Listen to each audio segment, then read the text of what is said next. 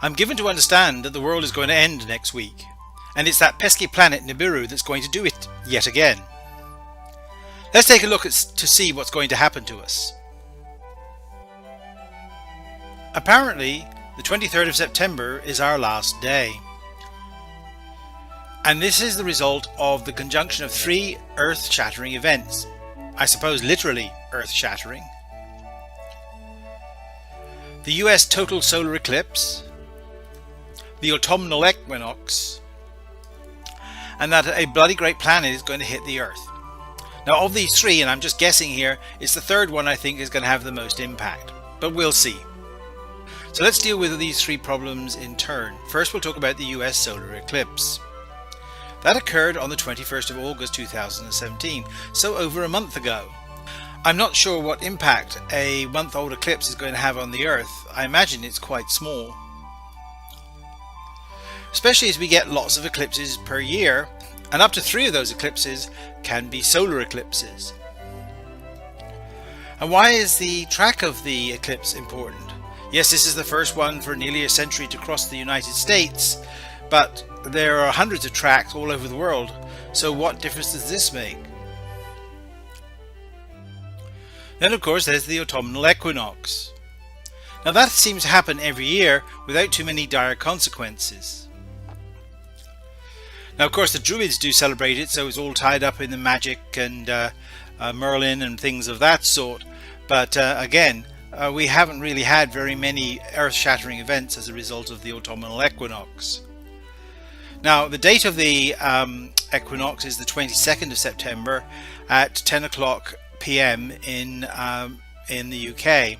So for most of the world the equinox is going to be on the 22nd, with the exception of Australia and New Zealand. They'll be on the 23rd, so of course they're going to be toast. Perhaps we're looking at this the wrong way.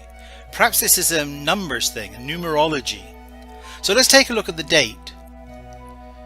2202 on the 22nd of September 2017. Well, let's break that down a bit. If you take the time, there's 3 2s, which is a 6.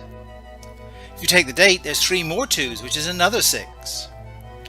And the last 2 digits of the year are 1 and 7. 7 minus 1 is also 6. So we have 666. That's the number of the beast, the devil, the apocalypse. So that really all hangs together quite well, except for they say it's on the 23rd, not the 22nd, so it would become up 667. Not quite sure what that means. So let's take that date, the 23/9/2017. So 23 plus 9 plus 2 plus 0 plus 1 plus 7 is 42, which is the answer to life, the universe, and everything. And the motto of that is don't panic. But we're saying we should panic because it's the end of the world. And remember, the story of the Hitchhiker's Guide to the Galaxy starts with the end of the world when the Vogons destroy it. Now let's deal with the big one, Nibiru, this huge planet that's supposed to be careening into the center of the solar system and is going to take out the Earth as part of that process. The problem with Nibiru is it's perpetually late. It was first predicted to hit the Earth on the 27th of May 2003, and if you look at the numerology of that, that's 37, which doesn't really make much sense at all. We've had such scares at least twice a year since then. 2 of the most prominent ones was the end of the Mayan calendar, do you all remember that? And then the comet Elenin, when it came through the solar system, was supposedly this tiny little comet was supposedly dragging this huge planet along behind it. Elenin went by, no planet came. Now I do give the predictions of the Nibiru folks some credit. They are batting exactly 100% at being wrong. You'd have thought that detecting a great big planet would not be hard. We have all these observatories dotted around on tops of mountains all around the world, and they're not seeing anything, or at least they're not telling us they see anything.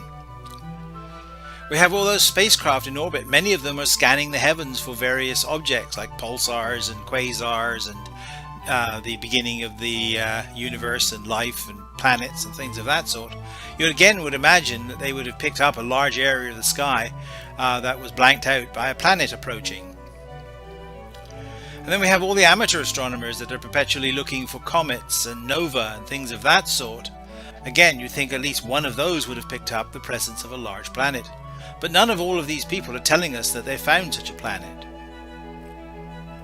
I'm going to go out on a bit of a limb here. In summary, we have an unremarkable eclipse about a month ago, an astronomical event that occurs on the wrong day that happens every year without any mishaps having been recorded to date, and a non-existent planet crashing into us which should have zero effect at all. So all in all, I don't think we have a great deal to worry about. For those that still believe that Nibiru is going to hit us in a week's time, I have a very special offer.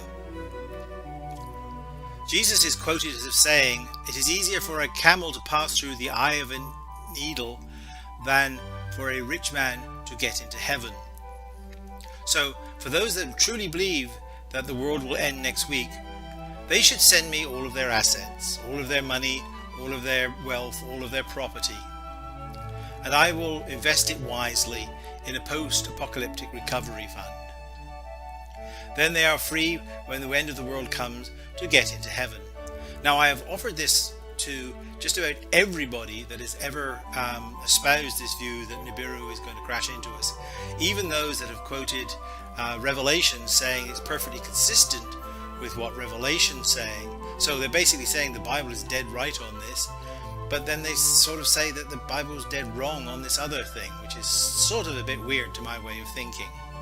For those of you with a more tongue-in-cheek view of Nibiru, please see my epic poem called An Ode to Nibiru. I made this into a video a few years ago, and you can see the link to it at the bottom of the page. Be careful, there's two versions. The old version, the original version, was corrupted, and so look for the repost version. So until next time, assuming there is one, stay safe.